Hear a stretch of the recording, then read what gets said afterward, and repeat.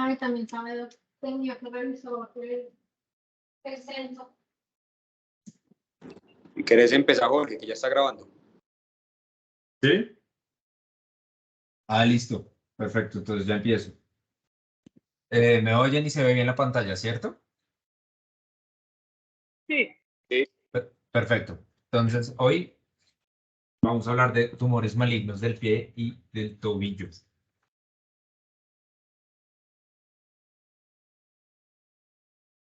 Eso. Vamos a empezar con un caso clínico. Esta es una paciente femenina de 61 años. Ella consultó por presentar una lesión ampollosa en el dorso del pie derecho. Esta lesión había empezado desde hace 2 años. Se asociaba a dolor y a cambios inflamatorios. Ya en un segundo momento se había ulcerado. Fue llevada a resección en el 2019, recidivo en el 2020 y con esta nueva reintervención con patología de sarcoma sinovial. Entonces, en esta era el examen físico de la paciente, entonces donde se podía ver una lesión ulcerada en el dorso sobre el primer metacarpiano. Y como podemos ver aquí en las radiografías, había aquí una lesión completamente lítica, pero pues era una lesión de tejidos blandos que erosionaba la cortical superior de todo el primer metatarsiano. En la resonancia magnética se veía una masa entre 1 ISO intensa, heterogénea, que comprometía más de un comportamiento. Lo mismo en estas resonancias y en el T2 hiperintensa. Se consideró una recidiva del sarcoma sinovial y fue llevada a una amputación de Sain con este resultado postoperatorio. Como ya veremos, esto es algo que pasa muchísimo en pie y tobillo y es una resección inadecuada de las lesiones que hacen que recidiven y que requieran tratamientos muchísimo más importantes. Entonces termino con la amputación de Sain. Las generalidades,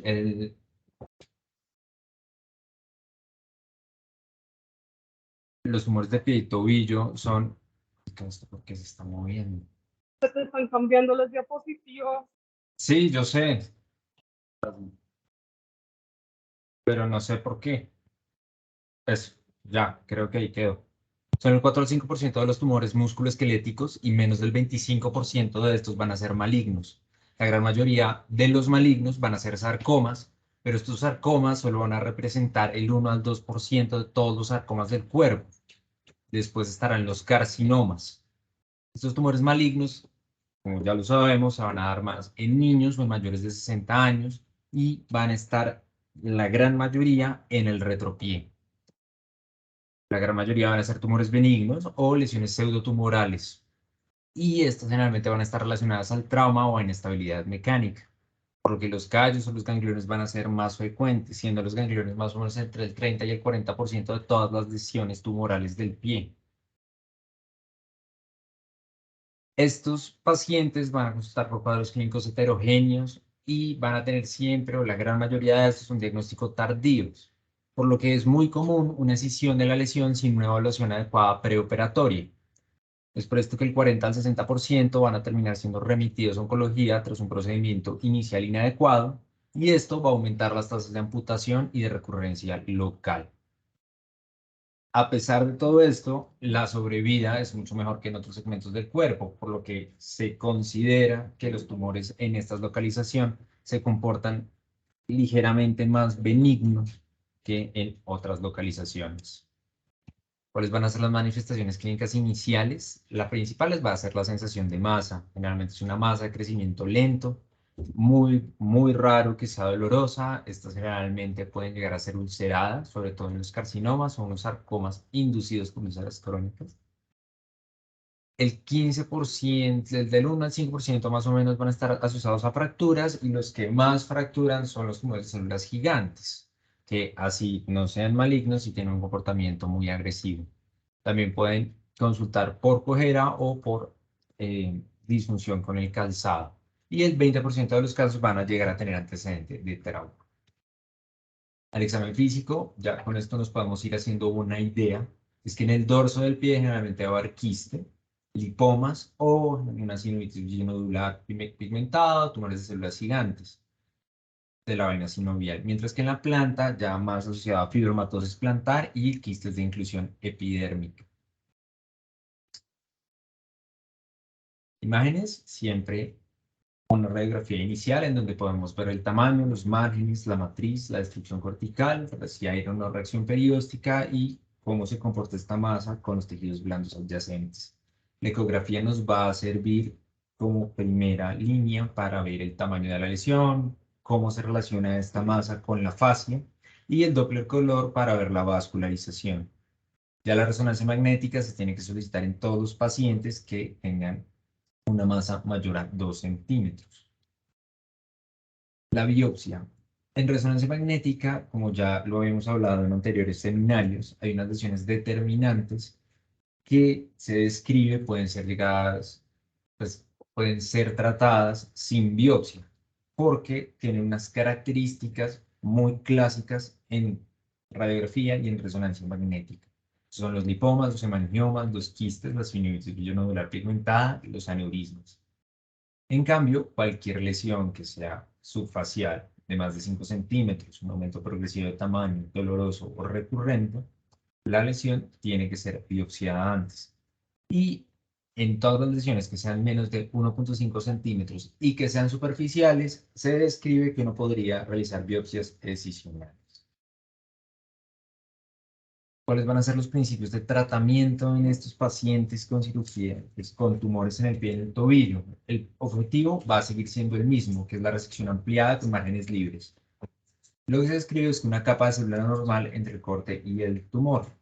Y los problemas reconstructivos, así sea esta un área muy difícil de reconstruir, no necesitan, pues no deben interferir con unos márgenes adecuados. La quimioterapia ya se ha visto que mejora pronósticos en los sarcomas óseos y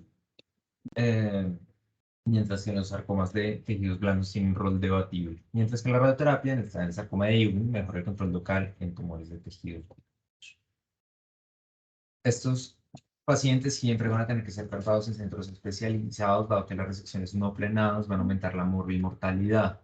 Se ha descrito unos márgenes seguros, amputación o compromiso severo de la función, 5 milímetros versus 1 milímetro de márgenes seguros. En verdad es que en distintas series de casos se ha visto que no hay diferencias significativas. Ya dependerá más del cirujano. Adicionalmente, esto también tiene que ser tratado en centros especializados, dado que se requieren unas técnicas de reconstrucción importantes, pues muy complejas, y que esto es lo que ha mejorado los desenlaces en las cirugías de salvamento. Entonces, los tejidos blandos con colgados locales o libres y pues, el hueso con autos o aloinjertos estructurales sobre todo. También hay otras opciones, como por ejemplo lo son las prótesis. En el tobillo, lo que se intenta buscar, por ejemplo, es un aloinjerto, injertos de peroné más artrodesis, o uno puede también describir artroplastias.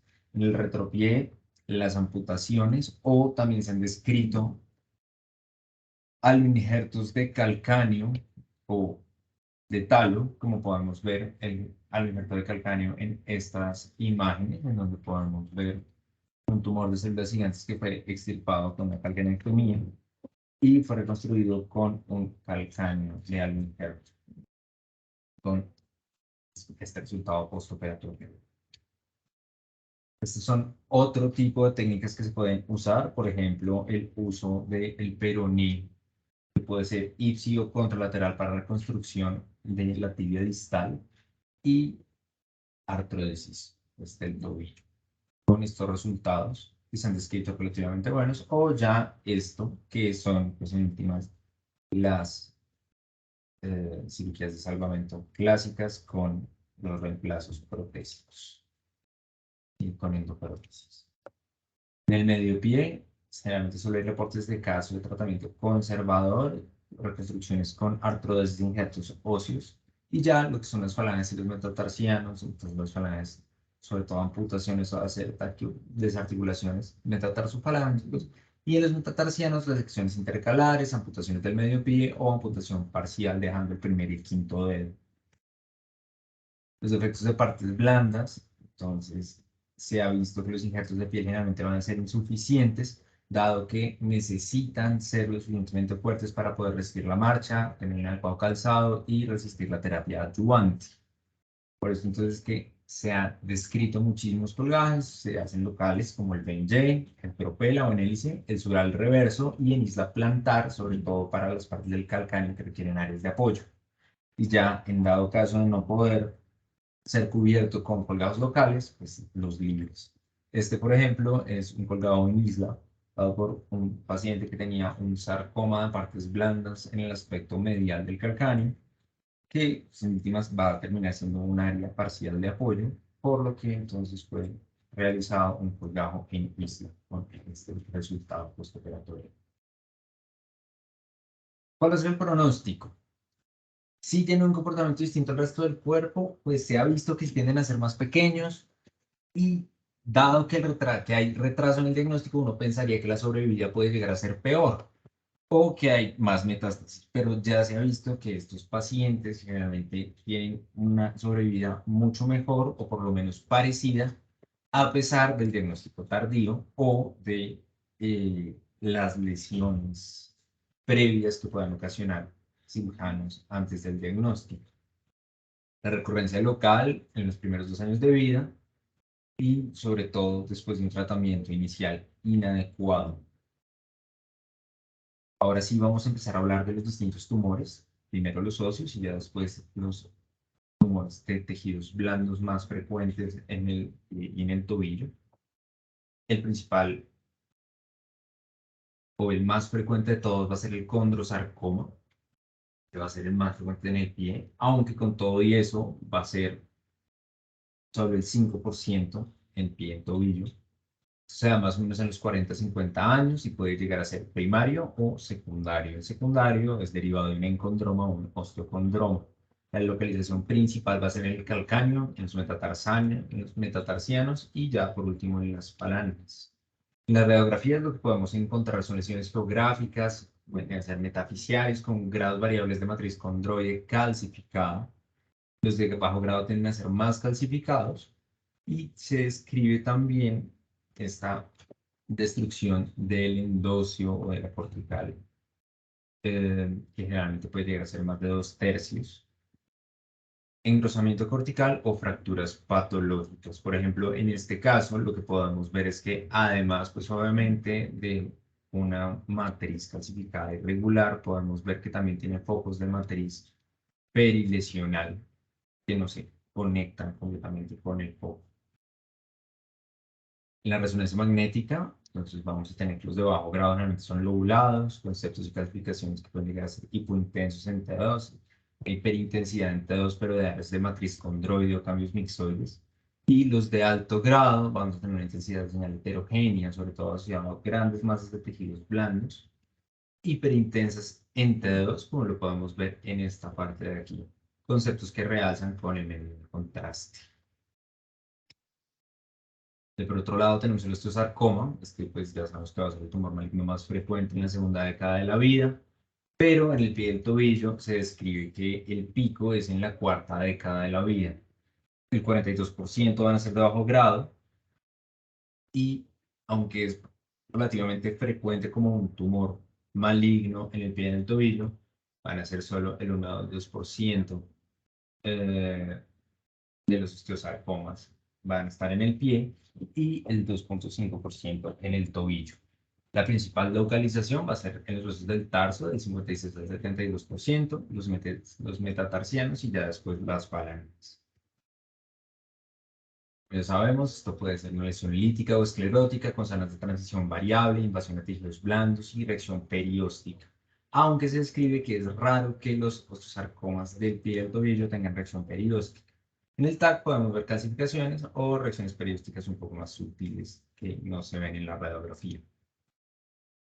En la resonancia magnética, lo que vamos a ver es en T1, una señal intermedia, intensa o hipointensa, y un T2 hiperintenso, como podemos ver en la imagen del medio, con realce, con contraste, y puede llegar a dar niveles fluido-fluido en dado caso que tenemos hemorragia.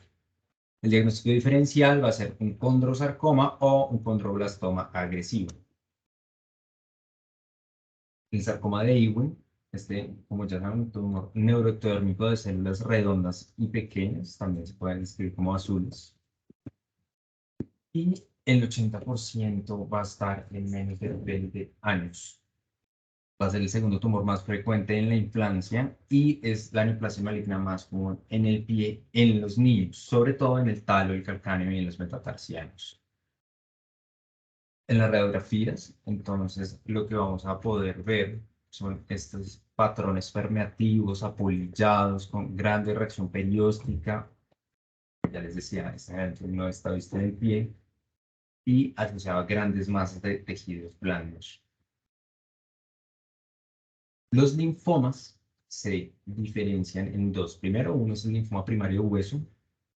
Esta va a ser una enfermedad ósea sin evidencia de enfermedad sistémica por más de 6 meses. Se describe que tiene mucho mejor sobrevida, pero va a ser menos del 5% de los tumores malignos del hueso, sobre todo en el esqueleto apendicular, y el 2% da en el pie y en el tobillo. Y el linfoma secundario lo que va a hacer es una infiltración y generalmente se describe mucho más en el esqueleto axial. Van a ser lesiones metafisiofaciales permeativas, van a compartir apariencia con otros tumores de células pequeñas, como lo son el sarcoma de Ewing, el neuroblastoma metastásico. Siempre generalmente se acompañan de reacciones periósticas y de una masa de tejidos blandos, que es lo que podemos ver en esta zona de acá. En la resonancia magnética, esto lo que nos pueden ver son los reemplazos que tiene con la médula ósea, focos hiperintensos hipointensos en T1 e hiperintensos en T2, asociado a gran compromiso en una gran masa de tejidos blandos. Estos son, van a pintar con el PET scan en un 98% de los casos y el diagnóstico diferencial va a ser una leucemia o otros tumores de células redondas, como por ejemplo el Ewing. Las metástasis se escribe que son el 0.01% o al 2%. Llegan a estar en el pie y en el tobillo. Las neoplasias más comunes que las dan van a ser el colorectal, el renal, el pulmón, el de vejiga y el de mama. La principal localización va a ser en los huesos del tarso, talo y el calcáneo. Pero como podemos ver, en verdad es muy raro que hagan metástasis a pie y tobillo. En las radiografías es difícil porque generalmente tienden a ser lesiones difíciles de caracterizar. Realmente el 80% van a ser líticas, pero sabemos que, por ejemplo, las de próstata pueden ser blásticas y los de cáncer colorectal, mama y vejiga, mixtas. La gran mayoría no va a producir reacción perióstica, se describe más o menos en el 4.5% de los pacientes hay reacción perióstica. Y generalmente como se van a diagnosticar es cuando a los pacientes con ya diagnósticos de estos cánceres se les hace una gamografía ósea con áreas de realce en el pie del tobillo. Entonces se solicitan imágenes y se encuentra la metástasis. La resonancia magnética van a tener un aspecto variable.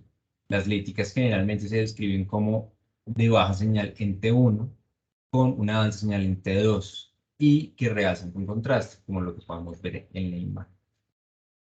Mientras que las blásticas se describe que son hipointensas en T1, en T2 y que adicionalmente tienen un realce muy bajo con el contraste. Ya el de tiroides y el de carcinoma de células renales pueden tener además niveles fluido-fluido que indican también su alto estado vascular.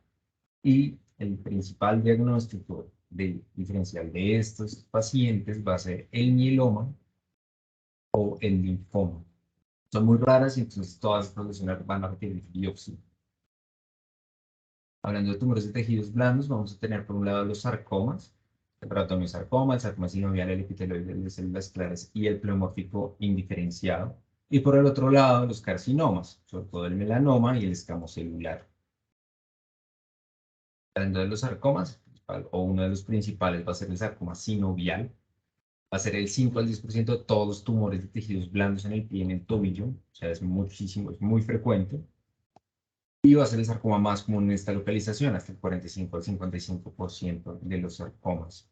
Generalmente en áreas yuxtaarticulares va a ser de crecimiento lento, indoloro, y generalmente se diagnostica primero como un quiste o como una fibromatosis. El sarcoma epitelioide, en cambio, da más en hombres, de 10 a 40 años, es menos infrecuente en el aparato apendicular y sobre todo en las manos o en los pies, aunque sigue siendo realmente infrecuente.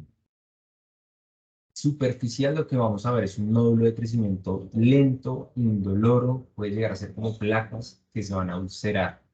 En cambio, los profundos se van a esparcir a través de las fascias o de las vainas tendinosas. Tiene una recurrencia muy alta, que se escribe hasta el 70%, y la metástasis hasta el 40% de los casos. Pero con todo esto tiene una sobrevida realmente relativamente buena, desde el 50 al 80% a los 5 años.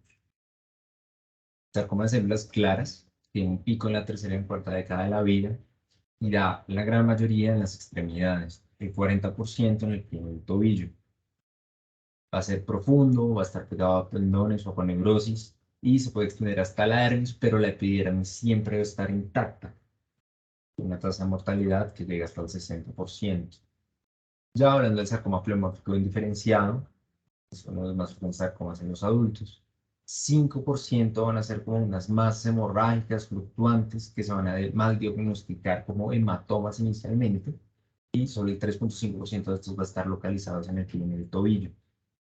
Estos todos van a compartir aspectos tanto en las radiografías como en la resonancia magnética, por lo que no se pueden diferenciar tan bien.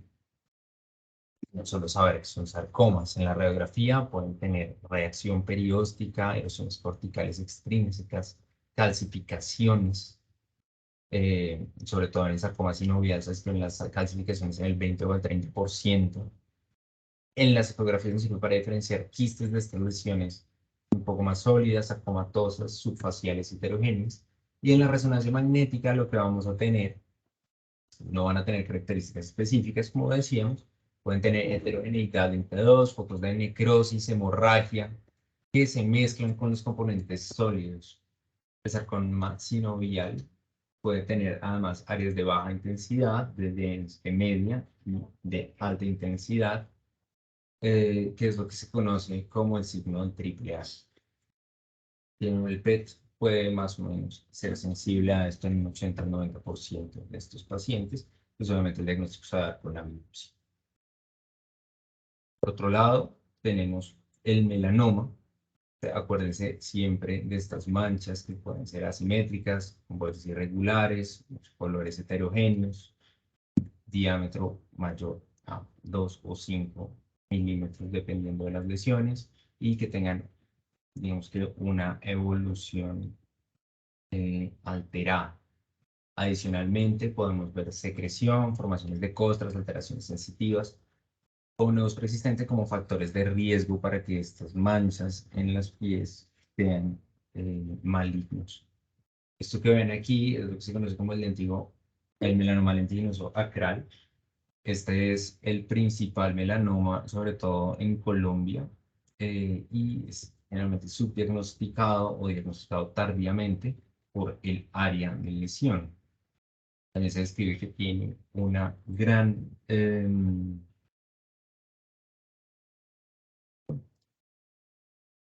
también se describe que no solo es importante, pues en el sentido que es uno de los más prevalentes en Colombia, sino que adicionalmente es muchísimo más, da metástasis mucho más rápido que otros melanomas.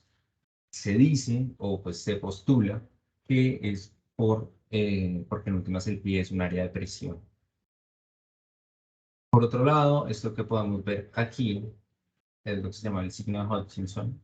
Esto es también casi patognomónico de un melanoma del lecho o de la matriz ungueal. ¿Listo? Y son estas áreas pues, de color que crecen longitudinales en la En este tipo, que es lo que se llama el melanoma maligno subungueal, que se puede mal diagnosticar como paroniquias, como hematomas subungueales o como encarnadas, toca tener cuidado porque hay una prevalencia de un subtipo amelanocítico hasta en el 65% de los casos. Acordarse que esto siempre se trata con resección ampliada, generalmente se excluyen de 2 centímetros para arriba o hasta la amputación, y que siempre se tiene que usar el ganglio centinela para ver si hay metástasis. Por último, el escamo celular, que generalmente es infrecuente, sobre todo porque es en áreas expuestas al sol, pero este se asocia a quemaduras. Se tiene que sospechar en pacientes con úlceras crónicas, en pacientes que no sean, que no tengan neuropatía, y siempre se tienen que entonces biopsiar estas úlceras después de 3 meses de tratamiento, dado que pueden llegar a tener una malignidad hasta el 10%. También se estudian infecciones crónicas o a papilomas. Se deben resecar con márgenes ampliados hasta 5 milímetros y digamos que son un poco más benignos porque dan metástasis tardías. Y eso sería. Muchas gracias.